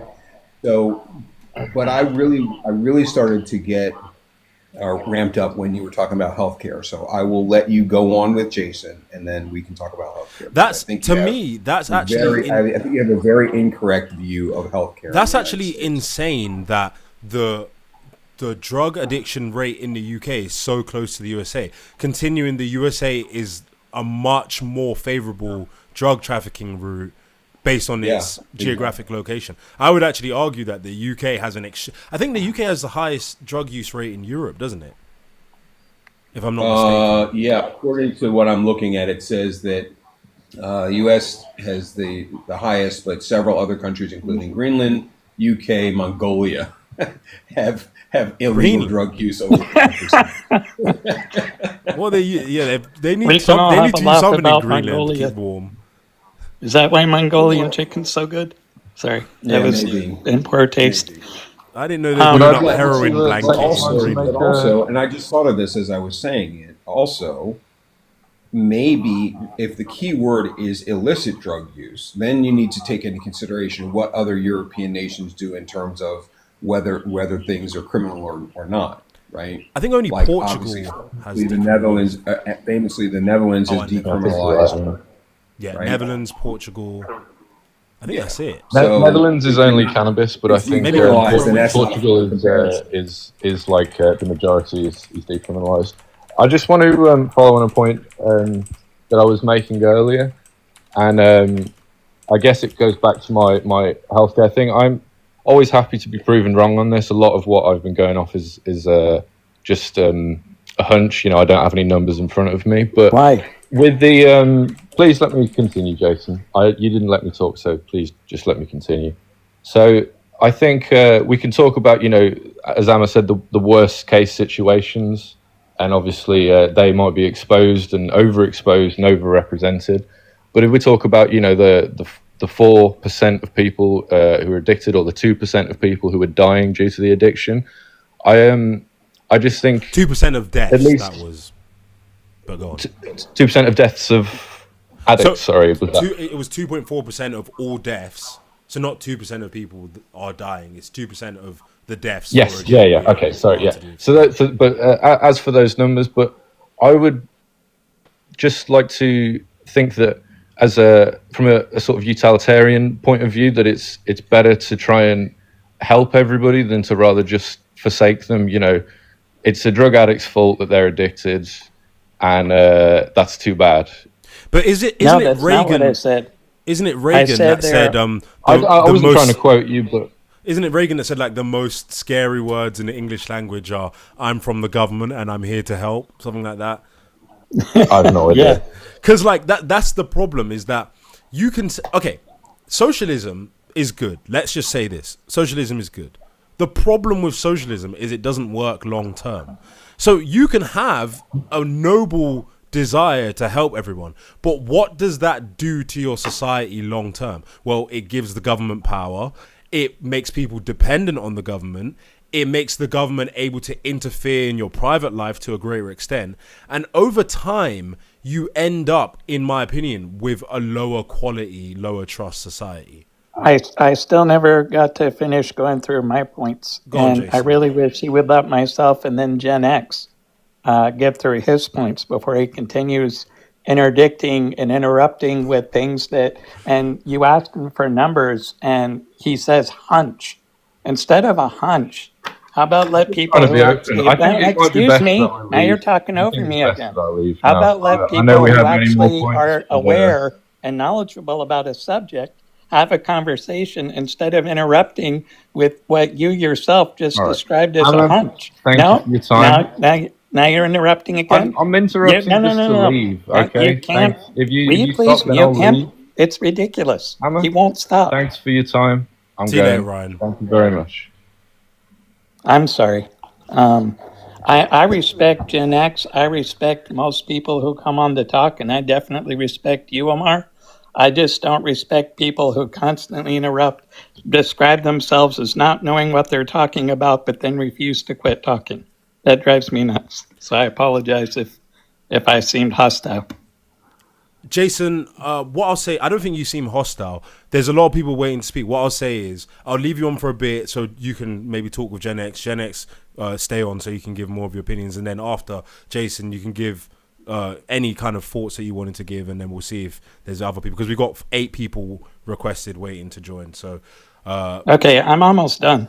okay. Let's let Gen X speak and then you can respond. I only have after one point left. No, that. go ahead. Just a sec. No, I'll Gen. go. Oh, he. Okay, I guess he's letting you finish off your Right. pictures. So what I wanted, the last point, and this is very quick, and then I want to hear what Gen X has to say because I think I think I myself might learn something from him. He's nobody's fool. So when it comes to healthcare, one of the biggest problems that Americans have, I'm not saying we don't have healthcare problems. I'm not going to belittle anyone or anybody's situation. We have plenty of healthcare problems. However, one of the biggest issues we have with healthcare is Americans being ignorant about what their options are. 100%. It's complicated to look it up. While not everything is as simple as you yourself put it, Amar, however, there are a lot of Americans who can do a lot of things, like Amar brought up earlier, being able to, in some cases, certainly not in all. And I don't think in as many as we were necessarily thinking Amar was suggesting, but there are many cases in which I have seen people negotiate their debt, their medical debt down to zero. Yes. The idea that that can't happen at all is not true. However, Yes. how much can that happen? And now I would love to hear. That's all I wanted to finish with. Thank you for letting me finish. Thanks, Jason. And the thing is about see, the problem with me is I used to be a finesser. I used to be a fraudster. So I can finagle and finesse my way into and out of many things. I'm not perfect. You know, the NHS still killed my daughter, but I had no say in that. I wasn't able to get her off the ward. There was nothing I can do about I'm that. so right? sorry, man. But generally speaking, I have the mind of a finesser, right? So when I look at a system like US healthcare, I'm like, bro, I could easily figure out ways to get healthcare and not pay. And that's just the facts. Like, if you know what you're doing, if you know how the system works, if you could call them up and tell them you got financial hardship. Me personally, the way that I make my money, it would be difficult for them to verify like what my wages are, because I'm an entrepreneur, right? I don't do anything illegal, but I can submit to them a document that suggests to them that I have financial hardship and get free healthcare. The problem is in the UK, everything you spend money on, some of it goes towards the NHS. So I will admit that for me, yes, I probably have knowledge of how to finesse my way out of not paying for healthcare more than the average person. So Jason, you are correct in that assumption that maybe the average person can't figure out the options that they have to not get strangled by the insurance companies. Gen X, we're back on healthcare. Yeah. So there's a study out there that is very well-known study, and it's from Cornell Law School. It says something like 65.66% of bankruptcies in the United States, some 550,000 people per year file for bankruptcy because of medical debt. Now, you can say it's because they, quote unquote, don't know how to finagle the system all you'd like, but I'm having a hard time thinking that that amount of people are just not sure of how to go about it, right? And I can tell you, 0.1%, right? Per year. 0.1% of the year, population, right? There's 350,000, somewhere 340, 350,000, like from 1 foot out of the grave to newborn in the United States. Yeah, but So of the adult population, 18 to 65, that's about 230,000 people. Or million people. Isn't that part of the way of finagling your way out of debt is by declaring bankruptcy? Yeah, but then you have to look at the result of what happens if you declare bankruptcy, right? Now you instead of getting the good rate on credit cards, which in the United States is like 18-20%, which is crazy, right? Yeah. Now you can't get credit at all, right? The only thing that you're really allowed to keep in most bankruptcies is your primary residence and maybe your car if that's necessary. If you can show that that's the only way for you to get to work. Yeah. Right. In terms of assets. So it's not an easy thing to do. Just, I'll just declare bankruptcy because I don't want to pay this cancer bill. Right. But when somebody that wasn't really what. When somebody declares bankruptcy, they're not just declaring bankruptcy because of the medical debt. It's because of the amalgamation, the totality of their finances. Well, that's true, but if the totality of your finance, let's say I don't know what the average debt is in the United States, and I'll look it up if you'd like me to. I don't. I think it's like $800. No, it's like $500. Let me look up. Sorry, you go on. But let's just say it's $500. Let's accept that as the number, and that's fine. We can use real numbers if you like. I would have thought it would be higher than that, but let's use it 500. Right? Let's see what it is. So if says the average. Hold on. So we got a median average of $2,000, but obviously, mean is more appropriate because that's a heavy skew. Oh no, it's saying those who had medical debt in. Oh no, this is only in collections. I'm trying to find what the actual average medical debt is. It's saying 6%. So 6% of US adults owe more than $1,000. So yeah, I feel like it's probably less than $500 for a mean average, if only 6%. But you're talking about pure medical debt at this point, right? Oh, more than $1,000 in medical debt, yeah. Your medical debt. Well, okay, but that still goes to the point that I was about to make, which is you're operating as an adult. You're working. Let's not make you a poor person. Right. Let's make you an average person who's working a job and you're making $50,000 a year, which is somewhere around the average single income in the United States, maybe a little less than 50,000. Okay? Well, it's more than that. 67,000. Okay. I stand corrected. 67,000. Yeah. As an individual salary or earnings. Okay. So now you've managed to figure out how to pay your car payment and maybe your mortgage or maybe your rent. Et cetera, whatever your ongoing bills, and you've got some credit card debt, and et cetera. Now you get cancer, right? And or I won't even go to cancer. Or you break your leg. Now you've got to do an MRI. You've got the visit to the emergency room. You've got all the associated costs. You've got physical therapy. You've got all this medical debt that's from this one injury of breaking your leg. Maybe you've lost some salary because you couldn't go to work and you're not in a salary position. Now you've got medical debt of $200,000 for that total. For breaking now your you leg? Can't manage that debt. For breaking your leg? Nah, it'll be more like 20,000. Mm, Yeah. I don't think you're right. I don't think you're right I about looked it up the that. other day. That's the upper bound. It's like $6,000 to $20,000 if you're insured. If you're not insured, it'd probably be maybe like $60,000, maybe $50,000, and that's still the upper Okay, bound. so let's use your insured number, $6,000. Now you got $6,000 10, worth 10, of say worth of 10,000, new say debt. $10,000. Okay, $10,000 worth of debt that you didn't anticipate for, and you don't have the income to support, right? Yeah. And what are you supposed to do?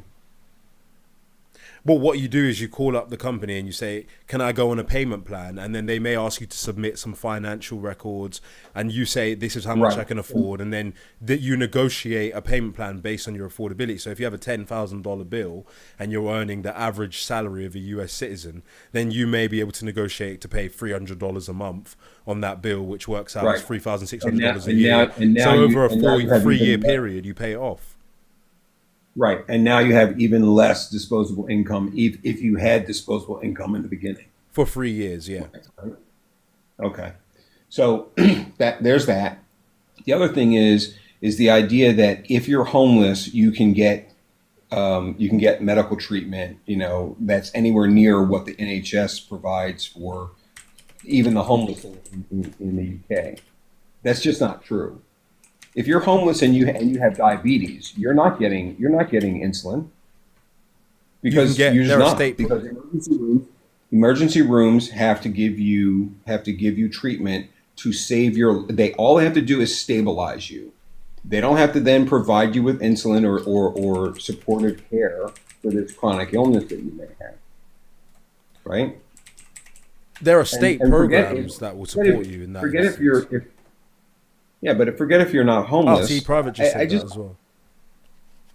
yeah, I just think If I you're just homeless, you would I be on just Medicaid. no, you wouldn't. Yeah, you would. Where's your residence for Medicaid? You don't have to provide a physical residence. You don't have to provide a permanent residence. You can use somebody else's correspondence residence. Okay. And I obviously, if you're homeless, you don't have an income, do you? So you'd be below the threshold, so you'd get Medicaid. But do you see how you have to use these very niche examples?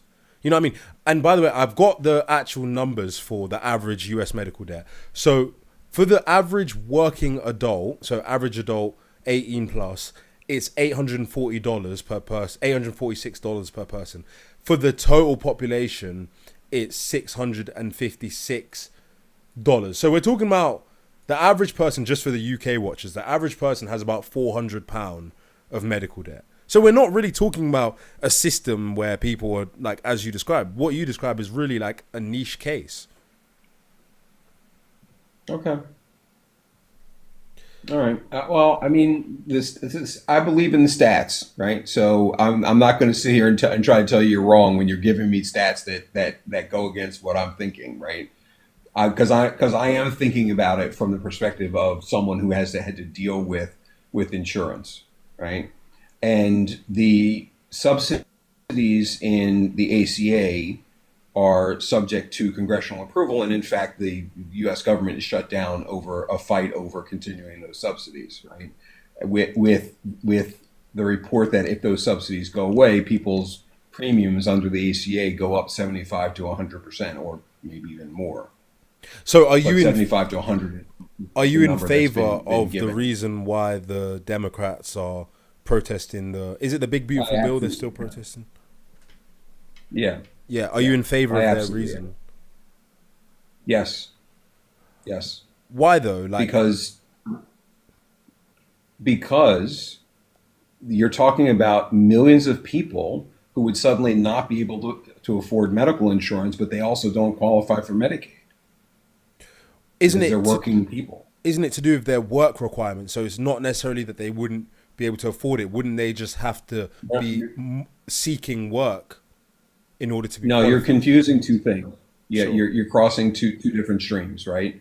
So Medicaid is what you're talking about, right? The work Yeah. requirement and the change of the eligibility requirements itself, because the Yeah. eligibility requirements change, right? I'm not talking about that. I'm talking Okay. about the ACA, right? The Affordable Care ACA Act health is insurance plans. the Affordable Care Act, exactly. Okay, so you're saying less Really- people will be eligible for the Affordable Care Act subsidized plans.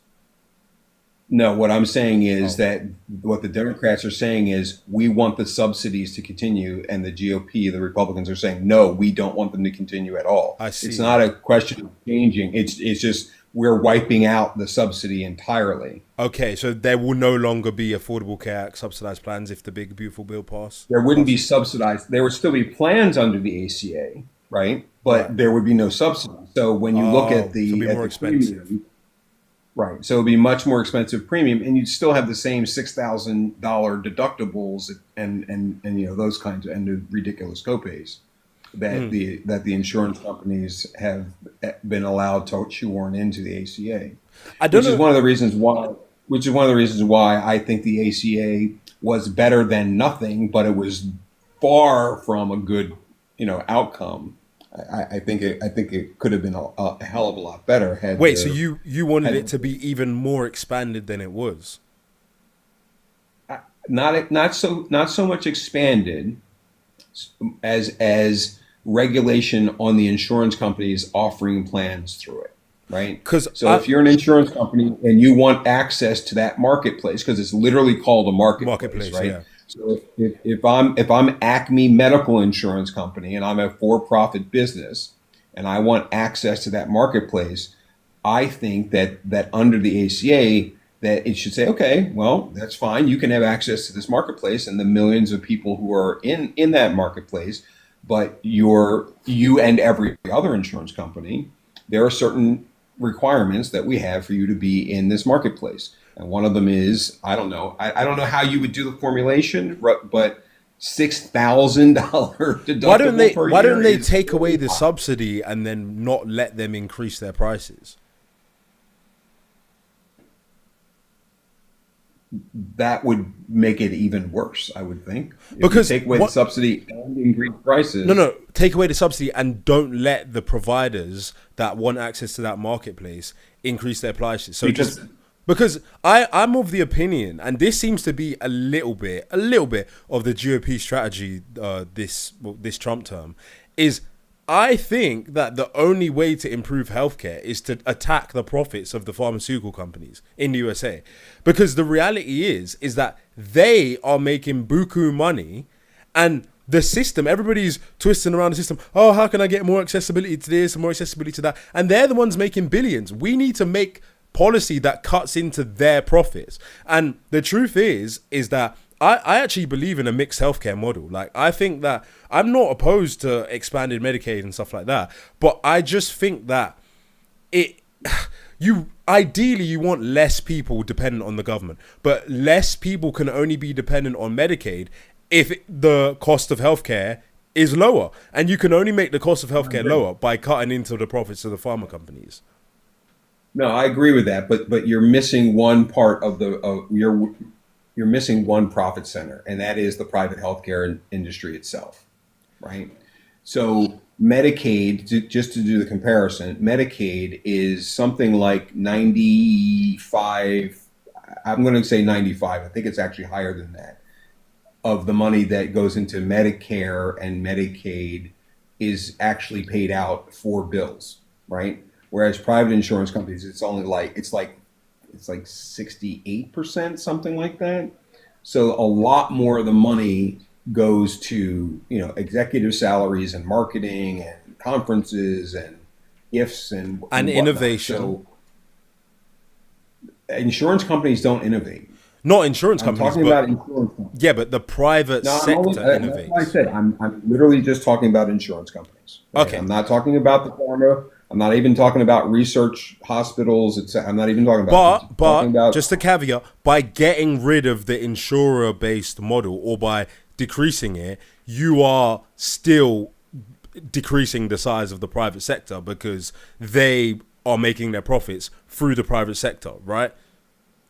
that's right. Yeah, so it still I- does I- reduce innovation but- if less. But Yeah. you have to understand that one of at least one of my principles, and this is true for a lot of, not a lot, but one of my principles personally is that I don't think that things that are life sustaining should necessarily be profit centers, right? Like I don't know. I just think that if the company does nothing but pay a medical bill, they don't deserve to make a profit for that, What about food? right? Well, but food is different, right? It's different only in that the variety of it, right? And there's no tax on food at least I can't think of any place in the United States where there's tax on food, Sales tax. right? No, Sales tax is on food items. no. Yeah, it On is. some food items that are considered like treats or candy or something like that, there may be sales tax on that, but there's no sales tax on lettuce. Of course there is. There's no sales tax on beef. If you go to the There's no sales supermarket, tax. in the United States, they tell you your tally for your groceries, and then they add tax. Correct. And the tax that is being added, if you actually looked at the tax rate versus the bill, not everything Okay. on that receipt is being taxed. Okay, I didn't know that. Yeah. So, but the reality is that food is still squarely in the control of the private sector, and it is life sustaining. So, and there's also You're right. there's also diversity in healthcare. In fact, healthcare ideally should be so patient centered that it should really be one of the most diverse offerings that any company can offer anyone, because everybody's different, everybody has a different lifestyle, everybody has different healthcare, comorbidities or whatever. So healthcare Yeah. still is a very diverse thing, the same way that food, diverse offering, same way that food is a diverse offering for an economy. Right, but this is kind of like, I guess the analogy that I would make if we're talking about food is, if there was a company out there that provided you with the food, if you ordered the food through the company, and I'm not talking about gig economy, right? So let's talk about supermarket, right? Okay. If the only way for you to get the product from the supermarket was to go through this company that said, okay, well, we'll get you the food, but we're going to decide whether or not you need the lettuce that you asked for, number one, right? And by the way, we're also going to charge you a premium on top of that because we need to make a profit because we're offering the food. Well, I just want to go get the food. Just let me go to the market. Are you suggesting that there's no middlemen in the food industry, distributors? You suggesting that there's no I'm talking monopoly, about- I'm talking Monsanto? I'm talking about the consumer level. I'm talking about at the consumer level. Right, but the insurance, the Like- insurance providers like are not you just like necessarily when you're going to a at doctor the or a consumer hospital, level. you're the consumer. Yeah, but the I'm insurance talking providers about- are not at the consumer level. They're between the provider and the consumer. They're an intermediary. Right, and that's why I'm making the analogy that I'm making, right? So But there if are I'm at the consumer intermediaries level- in the food sector that are between the provider and consumer as well. They're called distributors. No, they're not. So you're saying that if a farm produces food, it goes straight to the consumer, or does it go to supermarkets, distributors, etc., before reaching the consumer? But the insurance company isn't the one providing the education to the doctor or the medicine to the pharmacy. Well, they're providing insurance, which is still a product, right? No, they're paying a bill. That's all they're doing. They're only paying a bill. They're Insurance- They're not. Go on.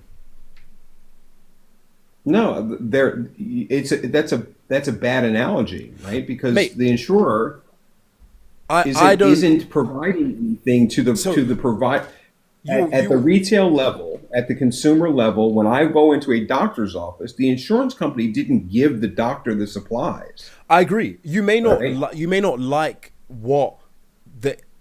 You may not like the benefit of what insurance provides. You may think that insurance is a silly concept, but the reality is it's still a product offering. They're still providing a service, and the service is called insurance. They may not be providing the medical tools. They may not be providing emotional support. They may not be providing training or teaching or even administering the healthcare, but they're still providing a service, and they're still a middleman. And like it or not, like, think about it. Imagine if you had chronic health conditions. Not many people can withstand that level of fluctuation in the amount of bills that they'd get. For them, having insurance would be an attractive offer. For me, a healthy young Absolutely. man, insurance is not an attractive offer for me. I'd rather just fug it out, get the bill, put it on a payment plan. I don't see myself getting myocarditis.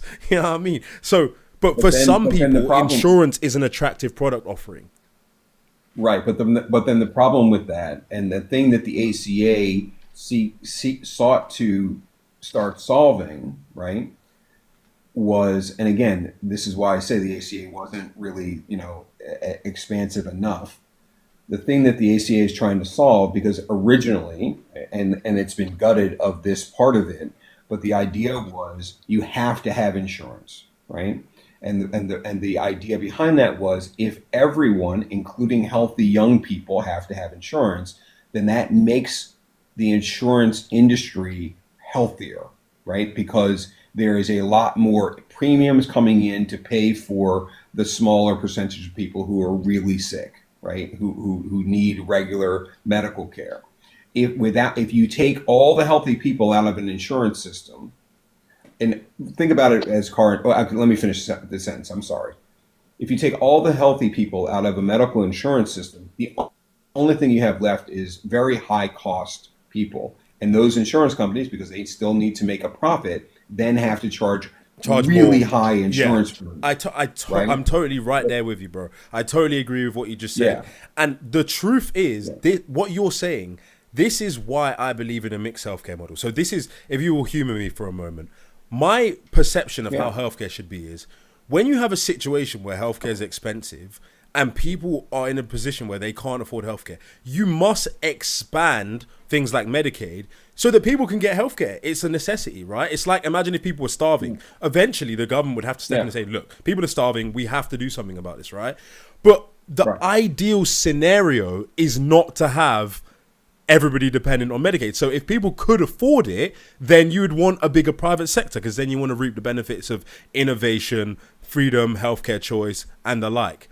The problem in the USA is that the prices are so high that people are like, dude, we need expanded ways of having our medical system supported because we can't afford the healthcare. So I'm not against the concept of what, like you said, having more people paying into an insurance system. That's how they do it in Germany, and Germany has a great healthcare system. They basically have it where everybody has to have insurance, but you can opt out of the state insurance and get a private insurance or something like that. That's a good system. That's not really it's not a single payer system, but it's a form of universal healthcare in a sense, right? But the thing is, ideally, you wouldn't want that. So I look at it from trying to solve the problem at the root. The root problem is the extortionate healthcare prices. Once you attack that, then you wouldn't even need to have more people dependent on government subsidized healthcare. Do you get what I'm saying? I'm not ideologically agree. opposed to it.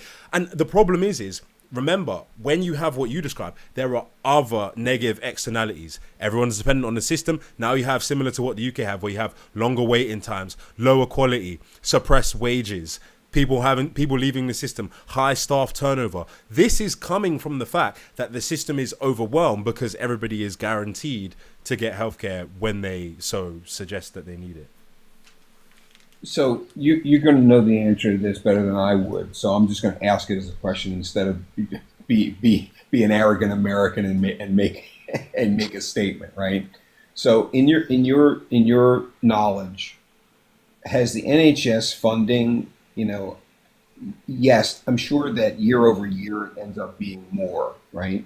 But has the NHS funding kind of, I guess the way I would put it, has it kept up with inflation, right? No. In other words, right. So one of and that was my sense. So my response to you, and by the way, before I even say this, and I will say it, but I am not opposed to what you're saying, right? Like, I think that a mixed system, I think that a baseline single payer system with premium insurance or boutique insurance on top of it, I don't have a problem with that. If everyone kind of has a baseline of coverage and medical access, et cetera, right?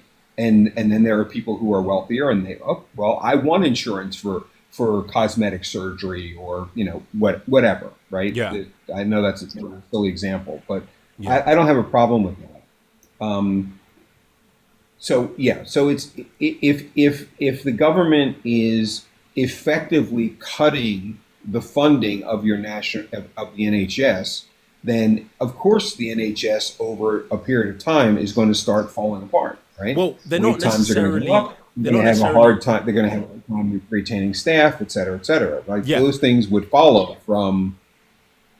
But the thing is, we live in an inflationary currency system. So if a system cannot withstand not having its budget increased in line with inflation, I would argue that that's an inherent failing of the system, because the US Actually, system what- has had healthcare prices increase due to inflation, right? And you're not necessarily seeing the same issues in terms of lack of access to care through waiting lists, lower quality of care, as you're seeing in the UK, at least not to the same extent. So a system that is reliant on the government to constantly increase its budget in line with inflation is an inherently more fragile system because it's not as robust. And you see this typically with structures created in the American economy where they're more robust, they're more resistant, they're more dynamic, they're more resistant to economic instability. And I think that's because that's just an inherent pro of more free market capitalist systems. They're more dynamic. Okay, so this is another place where I'm in favor of a mixed system, right? Yeah. Because what I was going to say is what you're actually describing is the cost of capitalism, right? And what I would say when I say I would like to have a mixed system is regulated capitalism. I don't have anything against capitalism. I don't. Yeah. What I have a problem with is, and this goes to your cost side of what you're talking about, is when for-profit companies are able to write the laws that regulate them, then that's a problem. Totally agree. Totally Right. agree.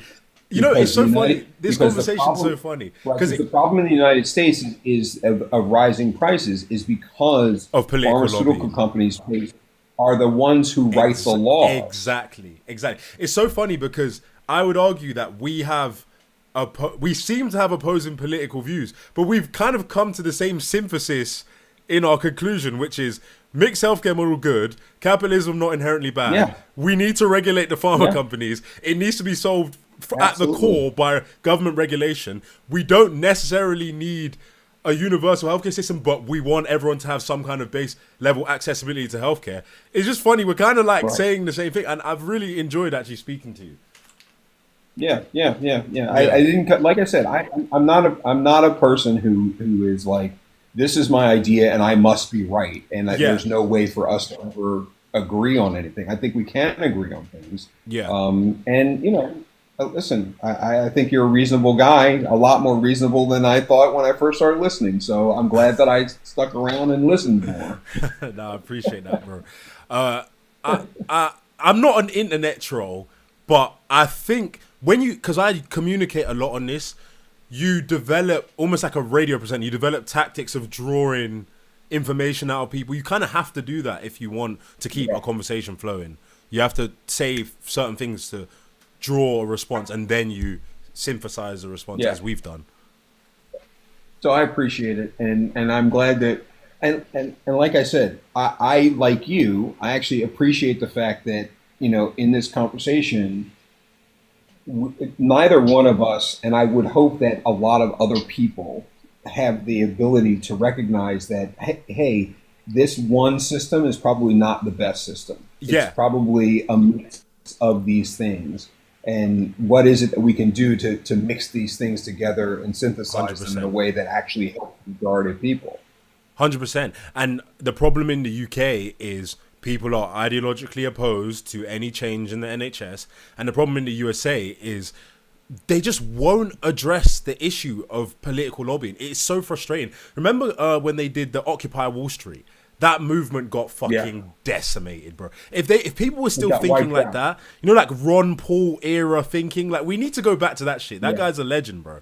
Like we need to go Yeah. back to that and like start thinking about how we actually attack corporations without just attacking profits, but just use common sense regulation to make a fairer system. It doesn't have to just be, we're going to tax you and take money from you. That's like bottom feeder shit. Like, we need to be smarter. Yeah, and listen, this is the thing to me, and I've had these conversations with a very smart friend of mine who does a lot more reading on economics than I do, and I think the easiest way that I can put it in those conversations is, I think that the super rich folks, and I'm not even talking about billionaires, I'm talking about people who are worth millions and millions, right? Not even close to billionaires, right? Is I think what a lot of the people in that top 1% in the U.S. and probably in the U.K. as well, what they've lost track of is that most of the people who work for their companies, all we really want is, yeah, I want a decent, reliable car, and I want to be able to afford a place to live, and hey, listen, a holiday every once in a while would be nice. I'd like to be able to afford to live a decent life, and it seems like the top lobbyists, etc., are like, well, no, fuck that. Excuse my language, but and that's what I don't. That's what I don't understand. It's I always crazy. tell There's people. I there's always so ask many people, regulations as well. You'd think some of them would have been like, you can't fucking just offer something at like a 10,000% markup when you're getting yeah, subsidized by the public sector anyway, and you're getting funded by the right, banks who are being subsidized by the public sector. Like, it's just like, no, like, just yeah, stop. You know what I mean? yeah, yeah, yeah. Yeah. Well, All right, listen, man. man. I'm I gonna I'm actually gonna end the appreciate. live on that note. But Let me give you a follow here. yeah, I'll follow you I'll back. look forward. I'll look for you. Take it easy. Take care, Thanks for a man. good conversation. I All really right. appreciate it.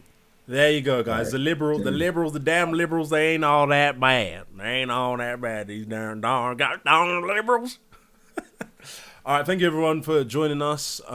If you want to watch the lives back, they are available at State of Deception. I'm like 10 episodes behind, so I'm going to slowly keep releasing clips on the YouTube. So follow the YouTube at State of Deception. Press the follow button to follow us on the live. Sorry to all the people that weren't able to come on. I'm going to go eat. Peace. Okay, YouTube family, me done.